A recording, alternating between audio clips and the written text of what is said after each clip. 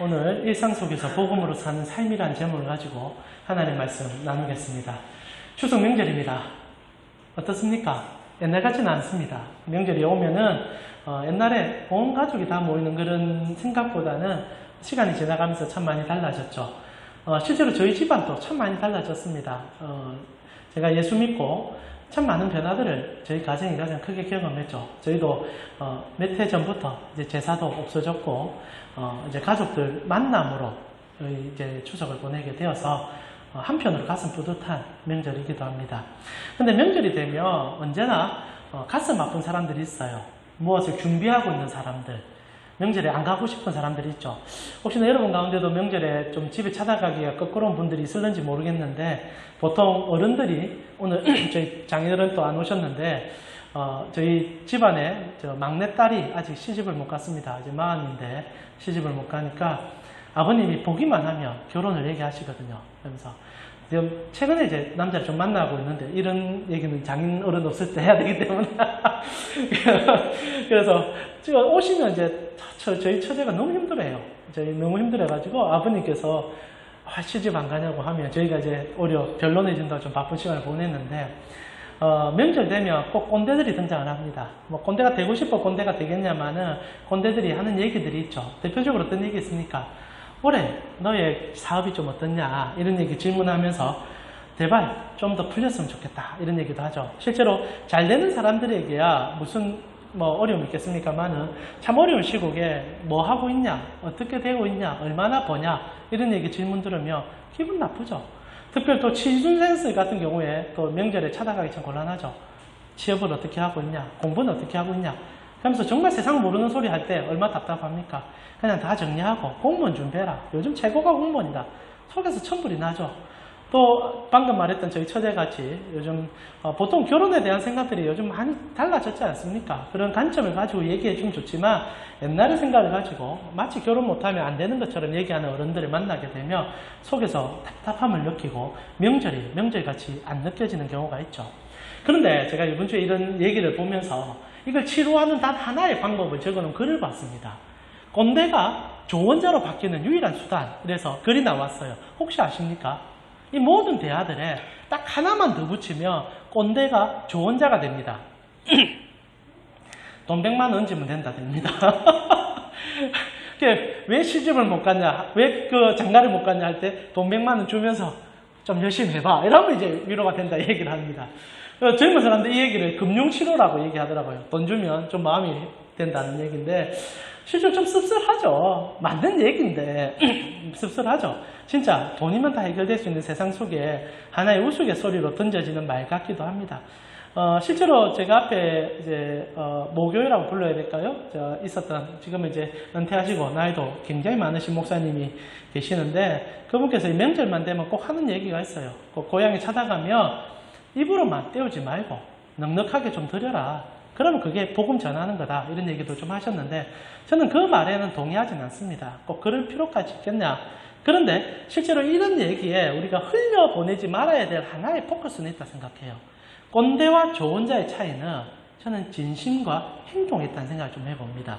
돈이라는 것도 오늘날 가장 중요한 가치이기 때문에 힘을 발휘하듯이, 실제로 우리가 누군가에게 충고를 한다며 그 사람을 책임질 수 있는 환경과 그 사람을 끝까지 생각하는 마음을 담는다며 절대 꼰대가 아니죠.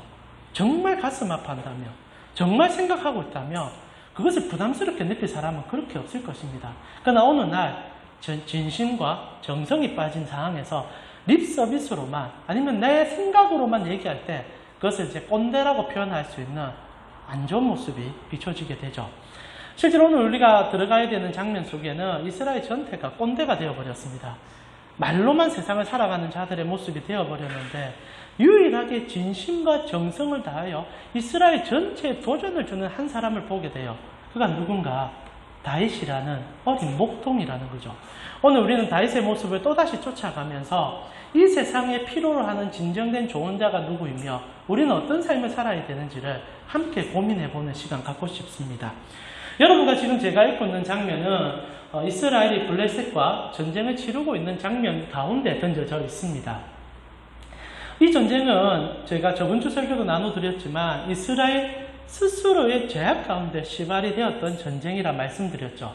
블레셋과의 전쟁이 어떻게 시작됐습니까? 우리가 생각하기에는 단순히 인근 국가에 있기 때문에 시작됐다고 생각했지만 이거는 적어도 한 400년 가까이 이스라엘 백성들이 뿌려왔던 씨의 결과였죠.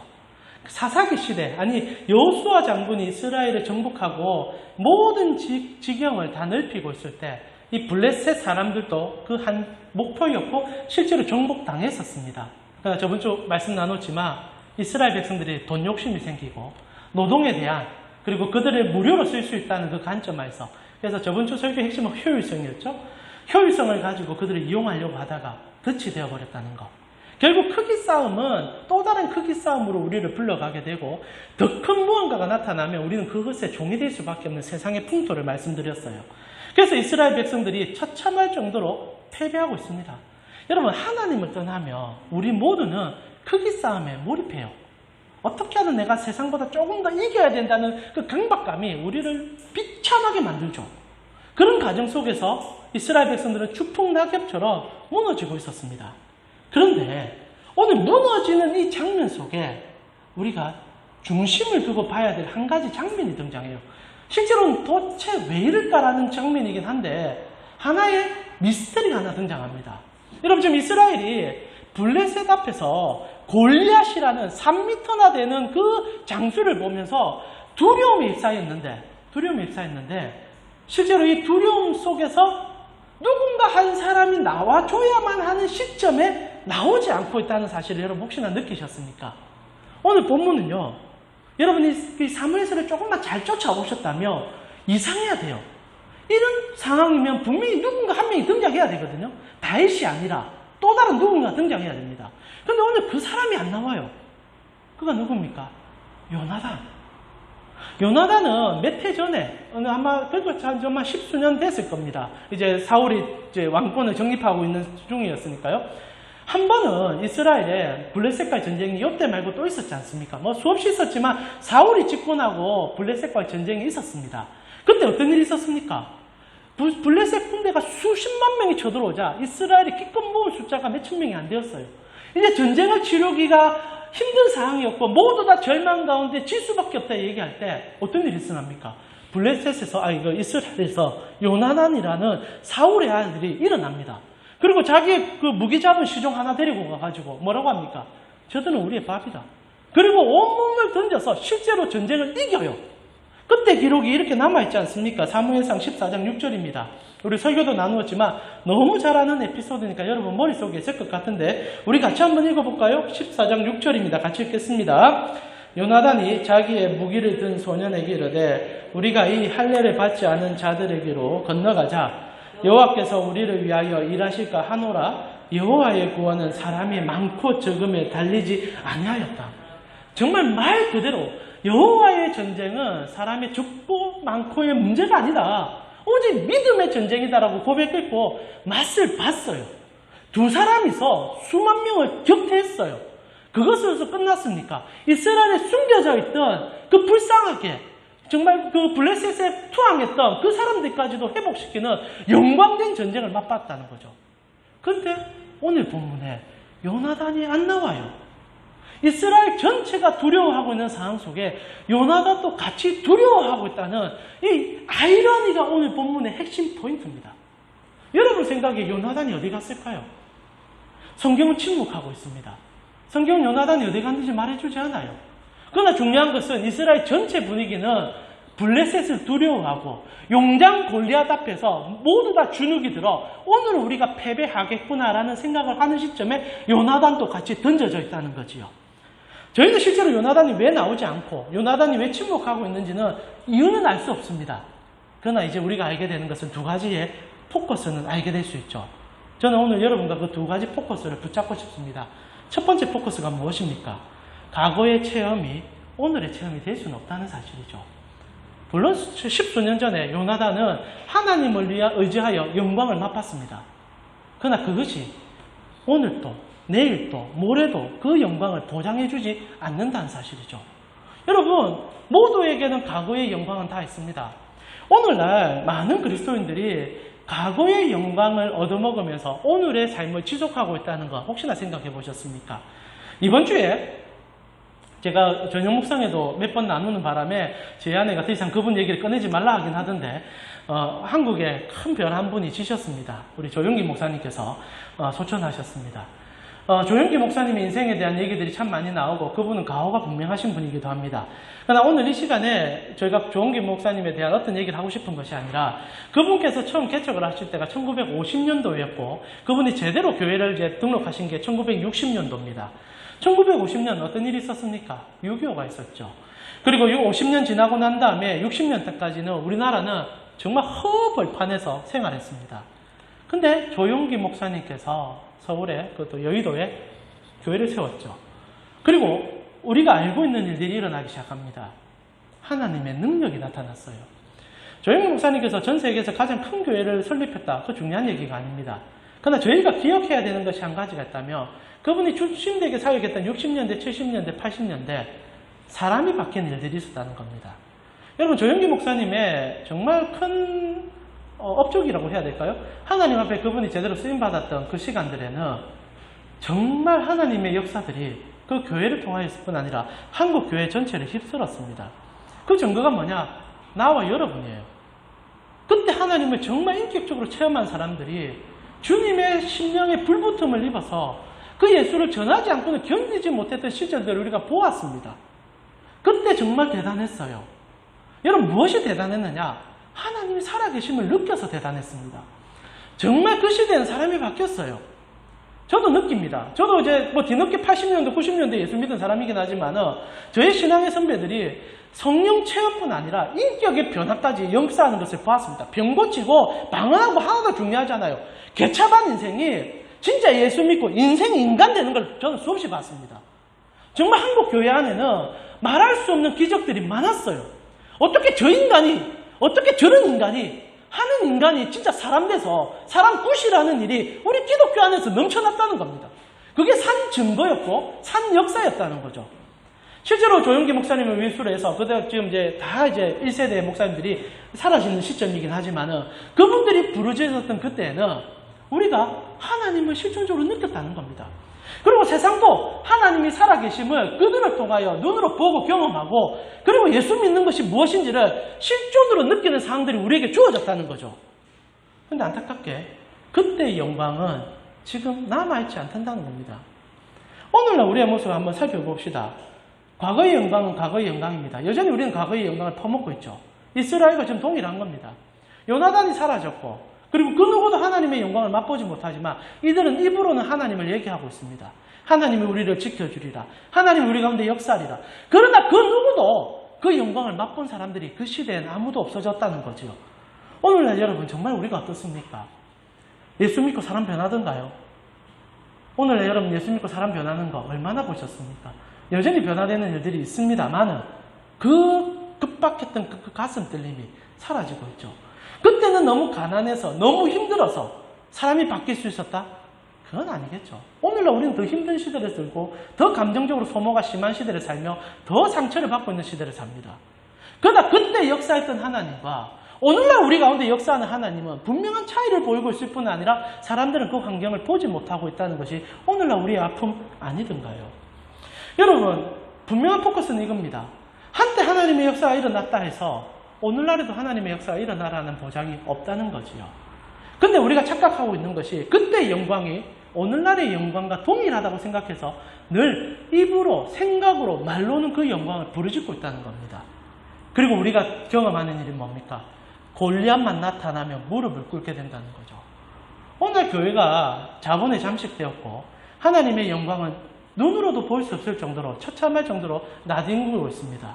그러나 여전히 입으로는 그 영광을 외치고 말로는 그 생각들을 외치고 있는 이 아이러니한 세상을 우리가 살아가고 있죠. 요나단은 사라졌습니다. 한때 영광은 영광일 뿐 오늘 우리에겐 그 영광이 더 이상 나타나지 않습니다. 그러나 아이러니하게 이 안타까운 현실 속에 유일하게 단 한 사람이 그 모든 영광을 여전히 맛보고 있는 것으로 우리에게 표현되죠. 그가 누굽니까? 어린 다윗이라는 겁니다. 요나단도 옛 영광에 잠식되어 오늘날의 영광을 경험하지 못하는데 독특하게 한 어린 목동이 그때 임하였던 하나님의 영광을 오늘날에도 동일하게 보여주는 한 인물로 등장하고 있다는 거죠. 쉽게 설명하면 하나님은 한 번도 변한 적이 없다는 겁니다. 그러나 무엇이 변했는가? 우리가 바뀐 거죠. 여러분, 다윗은 왜 그 시점에 그 모두가 잠식되어서 하나님의 이름만 남아있는 그 시대에도 여전히 그가 하나님의 영광을 맛보며 하나님의 은혜를 드러낼 수 있었습니까? 이것은 매우 간단하면서도 오늘 성경 우리에게 정확하게 충고하는 거죠. 그는 말 그대로 매일 하나님을 맛봤기 때문입니다. 여러분, 10년 전에 여러분이 어떤 은혜를 경험했는지 저는 잘 모르겠습니다. 그러나 여러분, 오늘 이 예배에 은혜 받으러 오셨습니까? 오늘 이 예배에 하나님이 나에게 말할 것을 확신하며 앉으셨습니까? 모든 사람들이 그 확신이 없어졌어요. 그런데 다윗만 어떤 환경 속에도 오늘 이 자리에 앉아 있는다며 그 다윗은 하나님이 나에게 분명 오늘 은혜 줄 거라고 믿는 사람이었다는 겁니다. 그걸 어떻게 알 수 있냐고요? 다윗이 17장 37절에 이런 고백을 하지 않습니까? 오늘 고백이기도 한데요. 우리 같이 한번 읽어보겠습니다. 17장 37절입니다. 같이 읽겠습니다. 또 다윗이 이르되 여호와께서 나를 사자의 발톱과 곰의 발톱에서 건져내셨은즉 나를 이 블레셋 사람의 손에서도 건져내시리이다. 사울이 다윗에게 이르되 가라, 여호와께서 너와 함께 계시기를 원한다. 다윗의 말이 뭡니까? 어제도 그제도 글피도 하나님을 난 경험했다 이 얘기입니다. 나는 매일매일 하나님을 경험하고 있다. 그래서 내일 또 하나님은 나와 함께 할 것이다. 너무나 상식적인 얘기인데 오늘날 우리 속에 사라져가는 하나의 신앙의 단편이 아닌가 싶습니다. 그는 평온할 때 아침 저녁으로 하나님 앞에 매여 있었던 자인 것 같습니다. 힘들 때나 어려울 때도 하나님 앞에 매였고 기쁠 때나 그리고 정말 잘 나갈 때도 하나님 앞에 매여 있던 자인 것 같습니다. 그리고 그 일상에 반복된 하나님과의 영성훈련이 다윗을 그 모든 사람들이 명목상의 꼰대가 되어 있는 시점에도 진정한 좋은 자로 세워줄 수 있는 영광을 맛봤다는 거죠. 여러분, 오늘날 우리의 패착 요인이 무엇인가? 그리고 오늘날 왜 그리스도인들이 세상 속에서 힘을 잃어버렸는가? 이유는 단순합니다. 그 오늘날 하나님과 함께한 시간이 없으니까. 여러분, 진실적으로 우리가 스스로에게 물어보셔야 합니다. 여러분, 하루에 하나님과 얼마의 시간을 갖고 계십니까? 위기의 순간이 다가오기 때문이 아니라 여러분, 하나님과 여러분이 오늘, 내일 아니면 이번 한 주만으로 돌이켜볼 때 여러분에게 하나님은 얼마의 시간으로 교제되는 분이셨습니까? 오늘 우리가 잃어버린 것은 단순한 겁니다. 오늘 주시는 하나님의 은혜를 맛보지 못하고 있는 어리석음. 그리고 나서 큰 일이 있을 때마다 하나님의 영광이 어디에 갔냐라고 물어보는 이스라엘의 꼰대짓을 하고 있는지도 모르겠습니다. 다윗은 꼰대가 아니었죠. 온 전심으로 하나님을 느끼고 있었고 온 전심으로 이스라엘 향하여 말하고 있는 자였다는 겁니다. 여러분, 우리가 놓친 것은 단순한 거예요. 지금 이 예배 시간에도 당연합니다. 설렘이 있으십니까? 기대감 있으십니까? 와, 하나님은 진짜 오늘 이 예배에 나를 향한 음성을 들려준다는 설레임으로 예배를 오셨습니까? 아니면 오늘 또 주일이 왔으니까 하나님 뵈러 그냥 가야지 라는 맹목적인 마음으로 이곳에 얹어 오셨습니까? 이스라엘 전체가 그런 마음으로 있을 때라도 다윗 한 사람은 그러지 않았다는 거죠. 여러분, 하나님께서 은혜 주시기를 원하시지만 가장 은혜 못 받는 사람이 누군지 압니까? 내 마음을 내가 닫은 사람은 은혜 못 받아요. 그것이 어떤 환경에 어떤 역사에 있든지 상관없습니다. 먼저 중요한 것은 여러분이 내가 오늘 하나님의 영광을 맛보겠다는 그 갈망이 없이는 그 어떤 일도 우리 속에 일어나지 못한다는 겁니다. 다시 얘기하는 거예요. 여호와께서 어제도 나를 지키셨고 글피도 나를 지켜줬고 5년 전에도 나를 지키셨다. 그리고 오늘도 나를 지킬 것이다.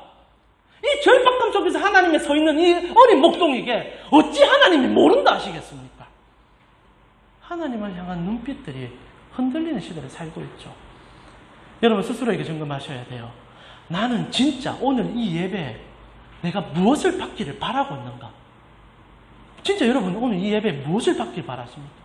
사람의 많고 적음이 중요한 게 아니에요. 하나님은 여러분 한 사람을 만나고 계십니다. 그러면 그 하나님을 만나는 이 거룩한 예배에 나는 누구를 경험하고 무엇을 보기를 위해서 오셨습니까? 만약 다윗이 이 자리에 앉아있다면 동일한 말을 했을 거예요. 나는 하나님을 보러 왔고 하나님으로 경험되어지기 왔습니다.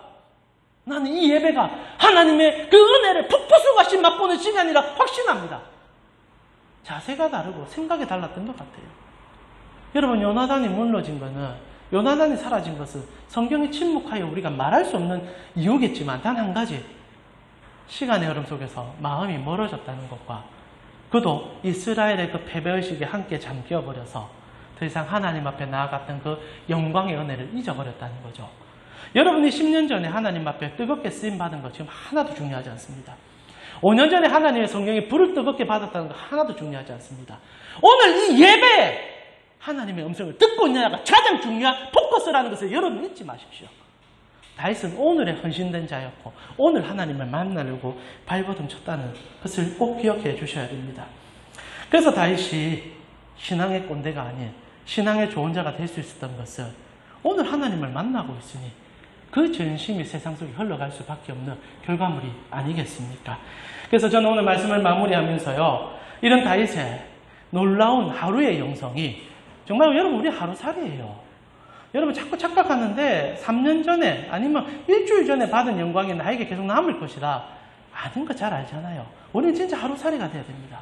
오늘 어떻게 하든 은혜 받으려고 발버둥 안 치며 세상의 거침없는 풍랑 속에 이 골리앗 앞에 서서 부들부들 떠는 인생밖에 안 돼요. 그래서 오늘 우리가 마지막으로 나누고 싶은 건 3가지입니다. 다윗이 하나님 앞에 매일의 영성을 회복하자. 그에게 주어진 3가지 복이 있어요.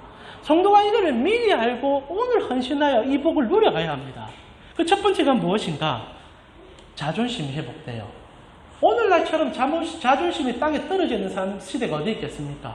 앞에도 제가 100만 원 주면 위로가 된다 얘기하는데 돈 100만 원에 우리의 자존심이 흔들리는 겁니다.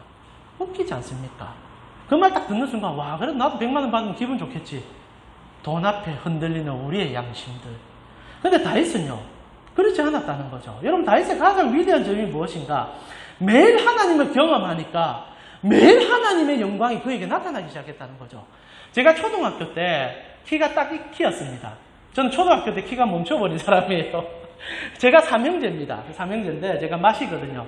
그래서 동생이 키가 작았습니다. 그러다가 이제 중학교, 고등학교 가면 원래 남자들이 크지 않습니까? 동생들이 지금 저보다 훨씬 더 크거든요. 그러니까 제가 초등학교 때까지만 해도 동생들의 든든한 버팀목이었습니다. 여러분, 저희 어릴 때는 학교에 가게 되면 폭력이 난무하는 시대였었습니다. 주먹질이 많았었죠. 그래서 동생들이 키가 작고 하다 보니까 많이 두들겨 맞았어요. 몇 번 이제 동생들이 두들겨 맞는 걸 보고 제가 이제 동생들의 이제 앞에 한번 서준 적이 있습니다. 친구들하고 물이 져서 싸우는데 제가 한번 닦았어요. 그때는 제가 골리앗이었습니다. 생각해보세요. 초등학교 때 이 키니 누가 저를 범접하겠습니까? 카리스마도 있고 살도 좀 그때는 좀 빠지고 몸도 괜찮았습니다. 딱 앞에 서니까 그 동생의 친구들이 부들부들 떨고 도망가는 일이 있었어요. 주먹을 휘둔 것도 아니고 눈빛 하나마로 사람을 제압했습니다. 그러고 나서 재밌는 일이 뭔지 압니까? 동생들이 호가호위하기 시작한 거예요.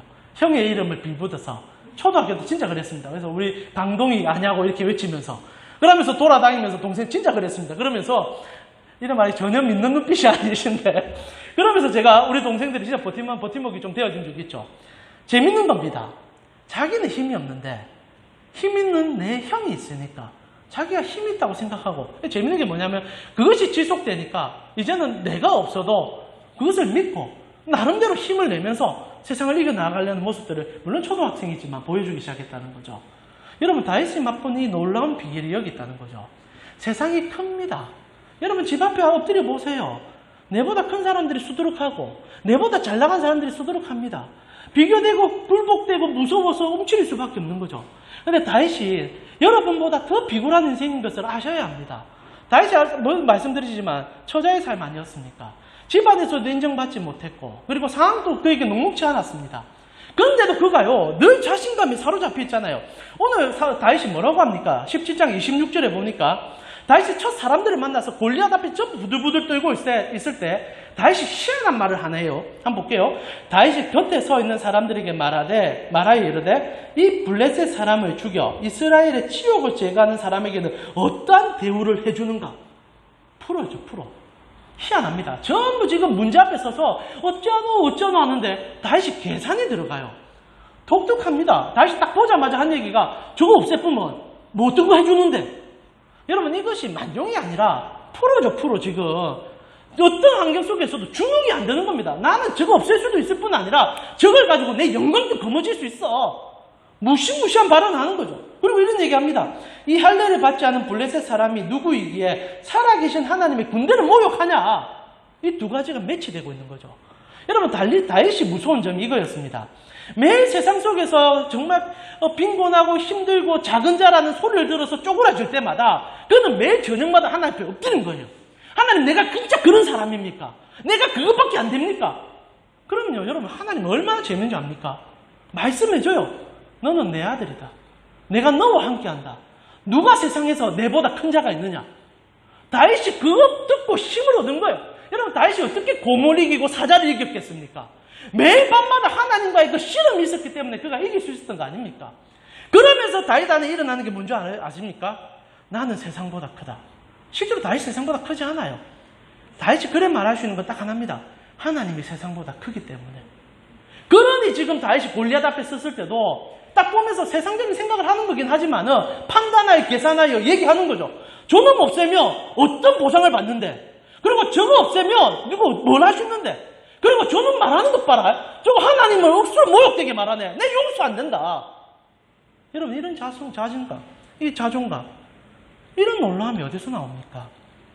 실제로 오늘날 그리스도인들이 다윗 같은 이 자존감을 다 잃어버렸어요.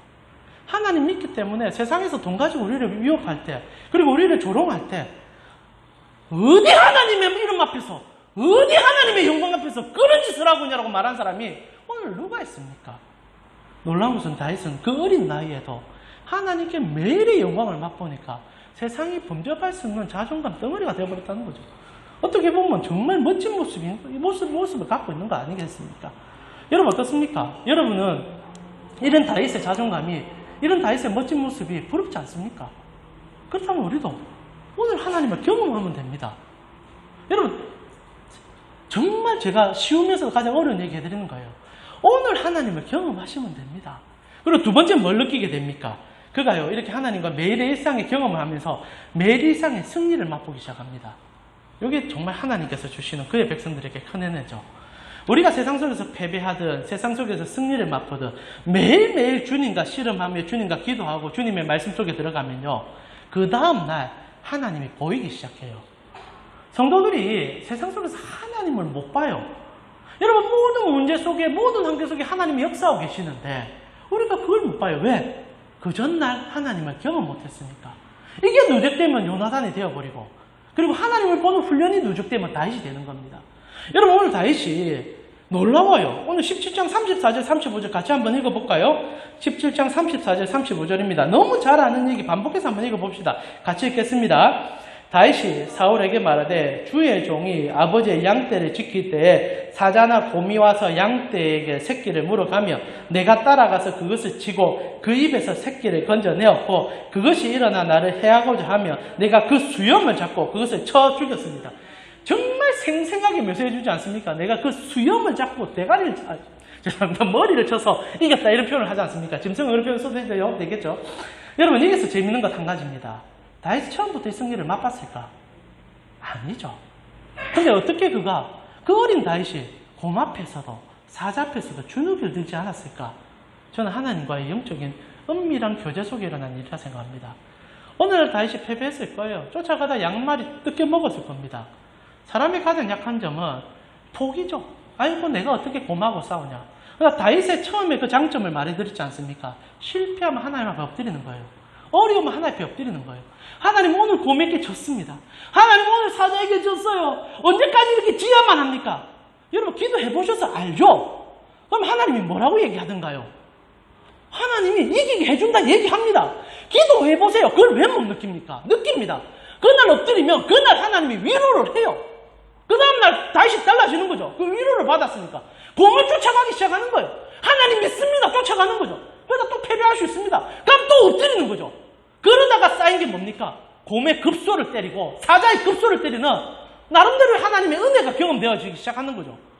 이 미묘한 이 갈등 속에서 다윗이 하나님의 사람이 되어갔다는 거죠. 오늘날 우리가 매일 하나님이 이기게 해줄 수 있다는 그 사항을 기억하지 못하고 하나님 앞에 나아가는 훈련들을 등한시하고 있다는 것이 우리의 패착 요인이 아닌가 싶습니다. 결국 다윗의 마지막 결론이 뭐였습니까? 어떤 환경, 어떤 여건 속에서도 하나님의 승리를 맛보는 승리의 순간들이 누적됐다는 거예요. 여러분, 이번 한 주 동안 하나님 때문에 이긴 경험을 얼마나 하셨습니까? 그냥 여러분이 이겼다는 얘기가 아니라 누구나 이깁니다. 여러분 삶 속에서 여러 가지 시험을 당면했을 때 내가 이길 수 있습니다. 그러나 다시 한번 물어보고 싶은 것은 하나님과 함께 이겨본 경험이 있으십니까? 다윗은 하나님과 함께 이겼어요. 하나님과 함께 실패를 맛봤어요. 모든 환경 속에 주님을 우선 두었어요. 그리고 그의 단 하나의 결론, 하나님은 이기시는 분이시다. 진짜 하나님은 이기시는 분이십니다. 결국 다윗이 일상 속에서 곰 앞에서, 사자 앞에서, 때로는 가난 때문에, 아버지의 모욕감 때문에, 형제들의 아픔 때문에 눈물로 싸워 나가는 시간들의 마지막 정점은 왕의 자리에 서는 다윗이 되는 정점이었다는 겁니다. 왜? 하나님이 왕이시니까. 옆에 붙어있는 다윗도 왕이 될 수밖에 없는 거죠. 그 은혜가 어디서부터 시작되는가? 오늘 이 예배로부터, 오늘 이 영광으로부터 시작되는 겁니다. 그리고 마지막 다윗이 얻게 되는 가장 큰 복이 뭔지 압니까? 첫 번째가 아까 말씀드린 것처럼 일상 속에서 하나님을 경험함으로 자존심이 높아졌고, 두 번째로 하나님으로 인하여 일상의 승리를 맛보기 시작하자 마지막 결론에 도착하게 됩니다. 힘들어하는 이웃에게 그리스도의 진짜 소망을 보여주기 시작하는 거죠. 자본 치료, 이런 돈으로 치료하는 것이 아니라 진짜 살아있는 게 뭔지를 보여주는 거죠. 조영기 목사님 돌아가셨지만 다시 한번 말하지만 70년대, 80년대 한국 교회가 이 역할을 했습니다. 진짜 교회 가니까 사람 달라지더라. 진짜 교회 가니까 저 짐승 같은 인간이 사람대로 돌아오더라. 오늘날 우리에게 잃어버린 얘기들을 우리가 다시 한번 회복해보자는 거죠. 그래서 다윗이 어떤 일을 합니까? 다윗이 이런 일상의 경험이 자기 안에 누적되자 하나님의 은혜는 언제나 흘러 넘치게 되어 있어요. 차고 넘치다 나중에 줄줄줄 흐르는 다윗이 되어버립니다. 다윗이 사울이라는 왕 앞에서 갑자기 이상한 얘기를 해요. 우리 같이 한번 읽어봅시다. 32절입니다. 32절 같이 읽겠습니다. 다윗이 사울에게 말하되 그로 말미암아 사람이 낙담하지 말 것이라 주의 종이 가서 저 블레셋 사람과 싸우리다 하며, 지금 이스라엘에서 가장 앞서서 모든 사람에게 힘을 줘야 될 사람이 누굽니까? 사울이죠. 근데 사울이 낙담해버렸지 않습니까? 그저 어린 목동인 다윗이 사울 앞에 뭐라고 합니까? 낙담하지 마세요. 실망하지 마세요. 그리고 단순한 말을 합니다. 하나님이 우리와 함께 합니다. 여러분 진짜 이런 말을 인생 속에서 얼마나 해보셨습니까? 가장 절망적인, 누구나 느끼고 있는 절망 속에 엎드려 있는 사람들 앞에서 서서 일어나세요. 왜 엎드려 계십니까? 하나님이 죽었습니까? 하나님이 사라졌습니까? 함께 일어나 봅시다. 낙담하지 마세요. 무너지지 마세요. 하나님은 죽지 않았어요. 이 말이 사울의 마음을 깨뚫어 버립니다. 처음에 사울이 다윗을 보면서 의심하거든요. 이 조그만한 건 뭘 하겠노? 걱정하면서 너가 노래만 부르니까 정신이 없구나. 근데 다윗이 눈을 딱 뜨고 얘기하는 거예요. 왕이시여, 낙담하지 마세요. 하나님 살아계십니다. 이 한마디가 어린 다윗의 말이 아닌 전인격으로 녹아갔던 하나님의 영성의 말이 되어서 터져 나왔다는 거예요. 그리고 그 말은 세상 누구도 거절 못합니다. 이것이 기도하는 자의 일상의 영광이 세상 속에 흘러날 때 나타나는 영광이라는 거죠. 결국 다윗이 어떻게 합니까? 그 낙담하지 말라는 그 말을 들고 골리앗 앞에 나가서 우리가 곧 보겠지만 골리앗을 무너뜨리는 영성으로 가게 되었다는 거죠. 사랑하는 우리 강교 성도님, 가장 중요한 한 가지를 말씀드립니다. 오늘입니다. 오늘 여러분이 예배에 뭘 받으셨습니까? 강동이 설교를 어떻게 분석하냐는 얘기를 하는 거 아닙니다. 예배의 1차적인 목적은 말씀은 부주적인 거고, 오늘 하나님은 여러분 보러 온 거예요. 하나님 경험하러 온 겁니다. 일주일에 단 한 시간을 하나님 앞에 내어놓고 내가 하나님으로 정말 살겠습니다라는 고백을 드리는 시간이 이 시간이라는 거죠. 그러면 그 고백을 진짜 드리십시오. 설교를 듣고 내가 어떤 은혜를 받았다는 것도 중요하겠지만 이 한 시간 자체가 세상 속에서의 하나님의 승부처로 삼으시고, 하나님, 내가 하나님께 나의 영혼과 정성을 올려드립니다. 그리고 이번 한 주 나의 일상의 예배 속에서 하나님 맛보겠습니다라고 나아가는 그 결단을 갖고 앉아 계시냐, 이 질문입니다. 결단해야 돼요. 여러분, 예수 믿는 건 녹록지 않습니다. 세상이 얼마나 우는 사처럼 우리를 속이고 있는데요. 이 한 시간 비워내는 것도 힘든데 이 한 시간 집중하는 건 더 힘들어요. 그러나 이 한 시간의 예배가 다윗을 만들어내고 그리고 골리앗을 무너뜨린다는 겁니다. 여러분, 하나님 살아계십니다. 여러분 속에 역사하시는 거예요. 이 세 가지를 꼭 기억하십시오. 매일 하나님 앞에 서고자 하십시오. 특별히 부탁드리고 싶습니다. 계속 같은 얘기 반복이지만 여러분 드라마 한 편 볼 시간 우리에게 늘 있는데도 하나님과 단 10분에 20분의 그 은밀한 시간 갖는 것을 어려워하고 있습니다. 그럼 하나님은 10분짜리 20분짜리인 거예요. 그런데 어떻게 우리가 세상 속에서 다윗과 같은 영성을 드러내겠습니까?